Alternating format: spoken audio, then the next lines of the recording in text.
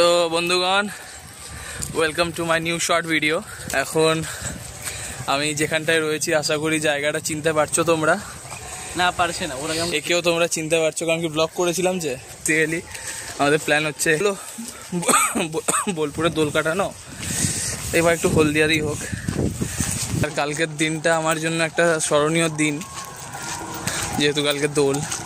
শুধু দোলের দিন আমি আর আমার এই বন্ধু একটা কাণ্ড করেছিলাম। মানে বেসিক্যালি